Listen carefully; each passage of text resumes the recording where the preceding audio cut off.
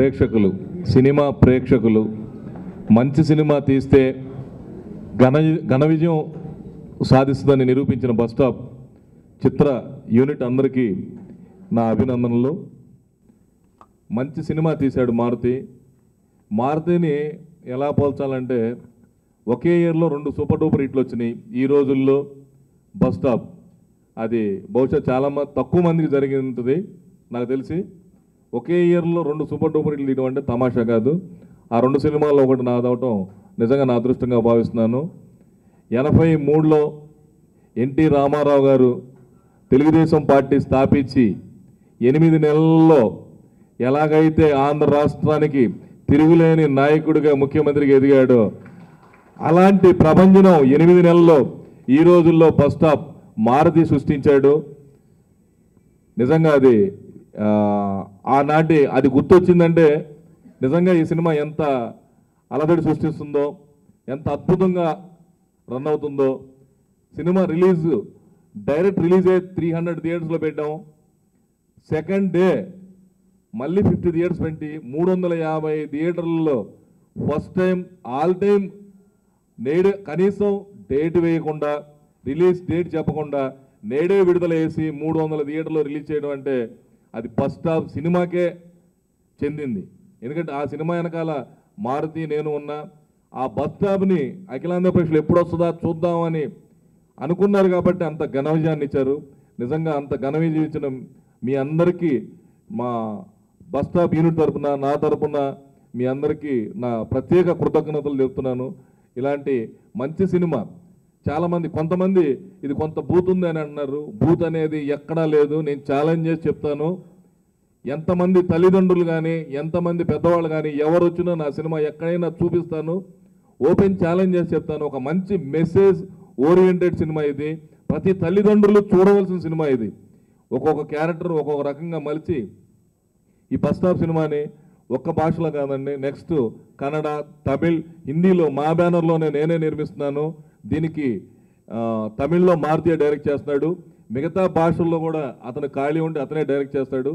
ఇంత మంచి సినిమాని ఆదర్శించిన ప్రేక్షకులందరికీ మరొకసారి కృతజ్ఞతలు తెలుపుతూ, ఇంత మంచి సూపర్ హిట్ ఇచ్చిన మారుతికి మరియు music director JP, cameraman JB, వీళ్ళందరూ నిజంగా చాలా కష్టపడ్డారు. బ్యాక్గ్రౌండ్ మ్యూజిక్ ఈ జేపీ చేసింది అయితే అద్భుతం, మహాద్భుతం, నిజంగా వండర్ఫుల్. అలాగే ప్రతి క్యారెక్టర్లోనూ ఫాదర్ అంటే ఇలా ఉండాలి అనే క్యారెక్టర్లో వీళ్ళందరూ నిజంగా అద్భుతంగా. నేను ఈ క్యారెక్టర్ అందరినీ సెలెక్ట్ చేసినందుకు, ఇలాంటి సినిమా నేను ఎప్పటి నుంచో కొత్త వాళ్ళతో తీయాలి అనుకున్నాను, తీయలేకపోయాను. కానీ ఈ కొత్త వాళ్ళతో తీసి ఇంత సూపర్ హిట్ ఇచ్చాడు మారుతి. ఆ క్యారెక్టర్లో నిజమైన ఆ క్యారెక్టర్నే చూస్తాం మనం. అలాంటి అందరినీ సెలెక్ట్ చేసుకోవడం నిజంగా మారుతి ఫ్యూచర్లో కూడా కొత్త వాళ్ళని ఇంకా కొత్త వాళ్ళని ఇంట్రడ్యూస్ చేసి తెలుగు ఫిలిం ఇండస్ట్రీకి ఒక మంచి నటులను ఇచ్చావు. ఇంకా మంచి నటులను ఇవ్వాలని నా మనస్ఫూర్తిగా కోరుకుంటూ, వీళ్ళందరినీ నా నెక్స్ట్ పిక్చర్లో కూడా నేను తీసే సినిమాలందరూ యూనిట్ డైరెక్షన్ డిపార్ట్మెంట్ అందరికి ఫస్ట్ ఇయర్లో మీరు బస్ స్టాప్ చూసి వచ్చి ఏ క్యారెక్టర్కి ఎవరు సరిపడతారో వాళ్ళు పెట్టుకోండి అని చెప్పడం జరిగింది. అంత మంచి ఆర్టిస్టులు ఈ సినిమాలో ఉన్నారు. ఇంత మంచి సినిమా ఇంత పెద్ద హిట్ ఇచ్చినందుకు మీ అందరికీ మరొకసారి నా కృతజ్ఞతలు తెలుపుతూ సెలవు చేసుకున్నాను. Thank you very much. Thank you. ముందుగా మనం రిలీజ్ చేద్దాం అనుకుని 300 థియేటర్లో రిలీజ్ చేసినందుకు సార్ బెల్లంకొండ గారు మీరు గ్రేట్ సార్. అది కాక సినిమాని అంత నీట్గా అంటే ఒక మెసేజ్ ఇస్తూ చాలా సింపుల్గా యూత్ని కూర్చోబెట్టి నవ్విస్తూ వాళ్ళకే దెబ్బ కొట్టినట్టు చేసింది మారుతి గారికి సార్. సూపర్ అండి.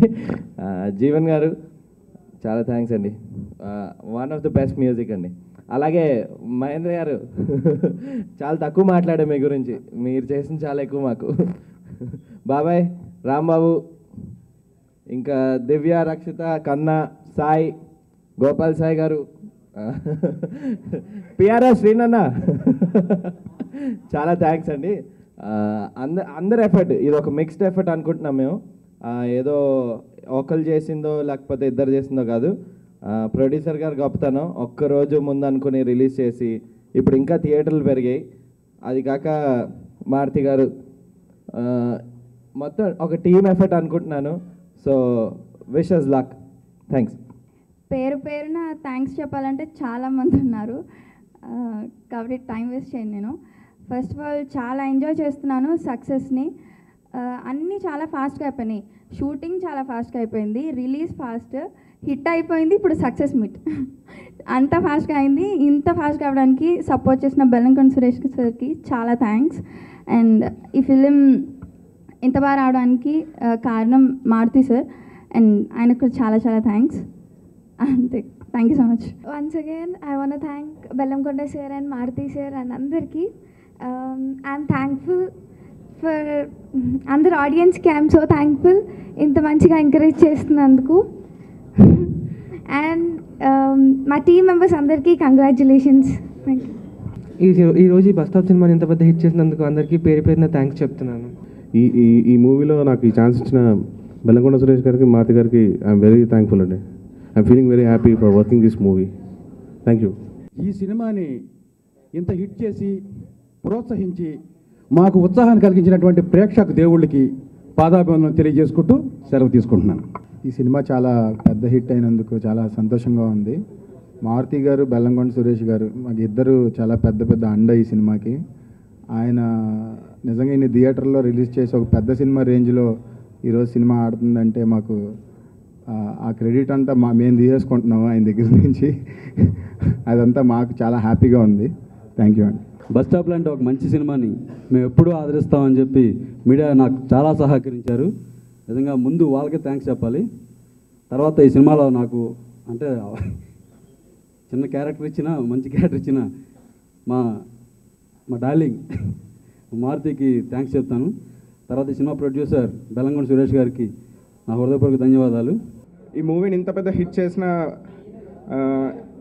ఆంధ్రప్రదేశ్ ప్రేక్షకులందరికీ I'm very thankful and thank you. ఇంకా సూపర్ హిట్ అవుతుందని కోరుకుంటున్నాను. Thank you. 30 ఏళ్ల క్రితం ఒక సినిమా పత్రికలో రిపోర్టర్గా ప్రారంభించిన నా జీవితం ఇవాళ మారుతి గారి దయ వల్ల ఒక సినీ నటుడిగా పరిపూర్ణమైన ఆనందాన్ని ఎంజాయ్ చేసే దశకి చేరుకున్నందుకు చాలా ఆనందంగా ఉంది. మారుతి గారు గొప్ప రచయిత.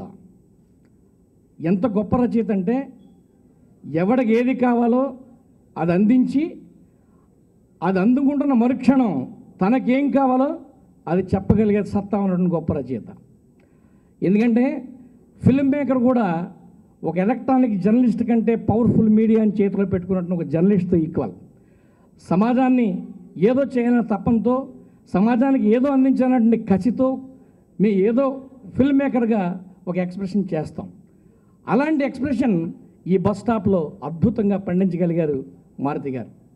ఈవేళ చప్పట్లు, కేరింతలు, నవ్వులు, జోకులు, ఉత్సాహకరమైన వాతావరణం, తర్వాత ఒక ఆలోచన, ఒక స్పందన, కన్నీళ్ళు, ఒక ఏదో తెలియని భావోద్విగ్నత, ఇదంతా కలిస్తే ఈవేళ మా దాసరి సృష్టించిన ఒక జంజా మారుతం, మా దాసరి మారుతి జంజా మారుతం.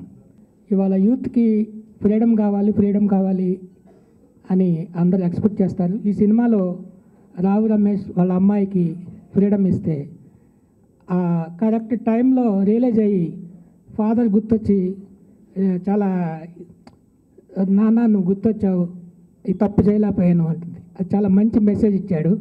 అట్లాగే 2 ఏళ్ల పాప కనపడిపోతే తల్లి ఎంత ఆవేదన చెందుతుందో చూపించి, అట్లా 20 ఏళ్ళు పెంచిన పిల్లలు తప్పు ఇంట్లోంచి వెళ్ళిపోతే వాళ్ళు ఎంత సఫర్ అవుతారో చూపించారు. ఇట్లా 2 మంచి మెసేజ్ ఉన్న సినిమా ఇది. ఈ సినిమా ఎంటర్టైన్మెంట్తో పాటు అందరికీ మంచి మెసేజ్ ఇచ్చింది. అందుకే ఇంత పెద్ద హిట్ అయింది. ఊరికే ఏ సినిమా హిట్ కాదు. Thank you. నేను నమ్మిన ఒక కథని, నేను రాసుకున్న ఒక కథని, ఒక 4 years బ్యాక్ రాసుకున్న స్టోరీ ఇది. కానీ దీన్ని అంటే ఆ రోజు నేను ఏ నమ్మకంతో అయితే ఉన్నానో అదే నమ్మకంతో ఇవాళ ఈ సబ్జెక్ట్ని, ఈ కథ పట్టుకుని నేను చాలామంది దగ్గర తిరిగాను.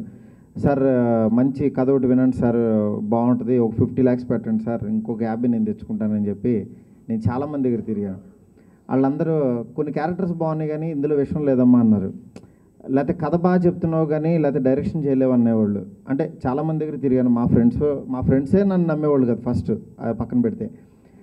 కాకపోతే ఇక్కడ ఏంటంటే నేను నమ్మిన ఆ రోజు నేను రాసుకునేటప్పుడు నాకున్న నమ్మకాన్ని ఇవాళ థియేటర్లో క్లాప్స్ కొడుతుంటుంటే రావు రమేష్ గారి క్యారెక్టర్ ఆ రోజు నేను ఊహించి రాసుకుంది.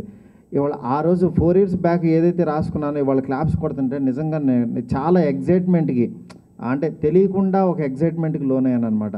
అంటే ఈ రోజుల్లోకి నేను అది అనిపించాను.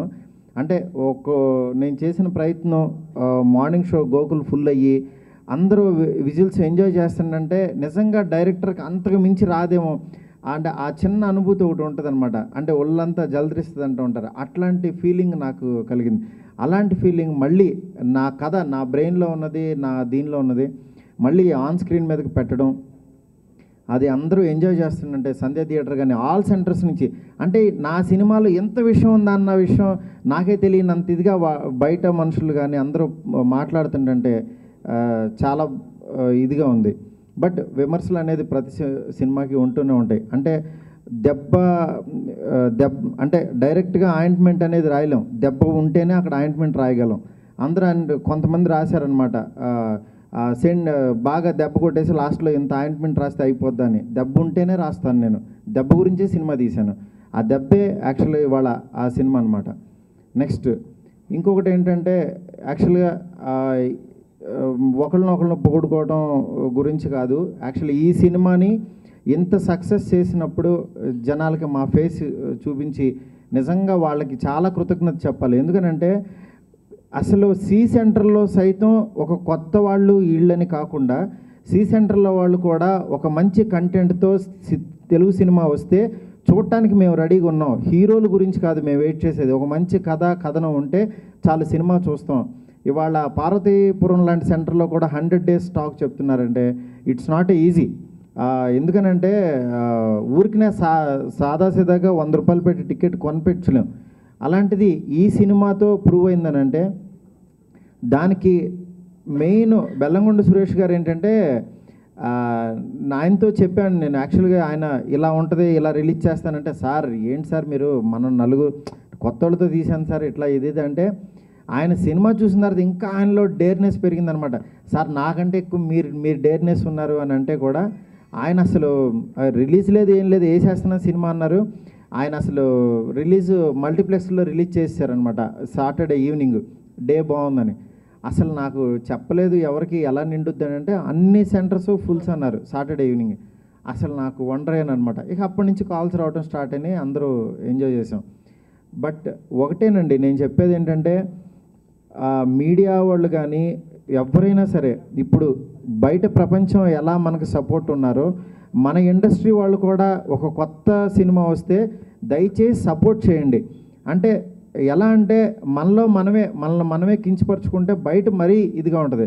ఎందుకంటే ఒక కొత్త ప్రయత్నం చేశా. ఇప్పుడు ఆల్రెడీ మనం 30 ఏళ్ళ నుంచి సినిమాలు చూస్తూనే ఉన్నాం. ఇదొక ట్రెండ్ అనుకుందాం, ఇలా వెళ్దాం, ఇదొక దారి. ఈ దారిలో అసలు ఈడేం దలుచుకున్నాడో అని కాసేపు ఆలోచిద్దాం. అలా ఆలోచింపజేసే సినిమాలు నాలాగా ఒక డైరెక్టర్ ఒక క్రియేటివ్ థాట్ ఇంకో అతను వస్తాడు. ఇవాళ నేను వచ్చాను, తర్వాత ఇంకో అతను వస్తాడు.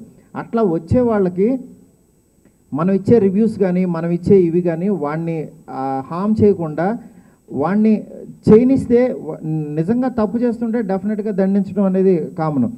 బట్ ఇప్పుడు నేను ఇంకొక మంచి సినిమా తీశాను అనుకోండి, అలాగే మంచిగా పోడుతూ రాస్తారు. అదే ఒక చెడ్డ సినిమా తీస్తే ఇట్లాగే తిడతారు. అలా అని కాకుండా లెట్ దెమ్ గో.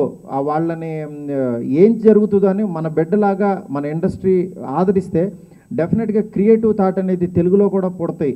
పుట్టితే కనుక ఇలాగే ఉంటాయి. బస్ స్టాప్ ఈ రోజుల్లో నేను ఈ రోజుల్లో సక్సెస్ తర్వాత కొంచెం ఆలోచించి చేయొచ్చు కదా, ఆ సక్సెస్ని ఎంజాయ్ చేస్తూ బాగా ప్యాకేజ్ మంచిగా పెట్టుకుని వెళ్ళొచ్చు కదా, మంచి సపోర్టు. నేను ఈ రోజుల్లోకి ఏ సపోర్ట్ లేకుండానే వెళ్ళాను. డెఫినెట్గా అంటే వాళ్ళు రెడీగా ఉన్నారు చూడటానికి. అలాగే నా దగ్గర కంటెంట్ ఉంది, నేను వస్తానని చెప్పాను, స్పీడ్గా వచ్చేసాను. ఆ రావటం కూడా నేను కంటెంట్ నమ్ముకుని ఎంత త్వరగా వస్తాను అని. నేను సక్సెస్ ఫెయిల్యూర్ అనేది ఇట్స్ నాట్ ఇవాళ ఉంటాయి అవి, వాటిని నేను నమ్మను. ఒక విమర్శనే పొగడుతూనే నేను అక్కడే వదిలేస్తాను. ఏ చెవితో విన్నానో ఆ చెవితో అక్కడే వదిలేస్తాను. బట్ నేను నా ప్రయత్నం చేసుకుంటూ వెళ్తూ ఉంటాను. నా దగ్గర ఒక 15-20 సబ్జెక్టులు ఉన్నాయి. నేను అవి ఎప్పుడు స్క్రీన్ మీద పెట్టాలా అనేది ఆలోచిస్తాను, కానీ వీటిని మాత్రం నేను 100% తీసుకోను. బట్ ఇలాంటి సినిమాని ఇంతమంది ఆదరిస్తూ ఇంతమంది చూస్తూ, బట్ చాలామంది ఎంత ఎగ్జైట్ అవుతున్నారో థియేటర్స్లో. నిజంగా వాళ్ళందరికీ కూడా చాలా పేరున చాలా థ్యాంక్స్ అండి.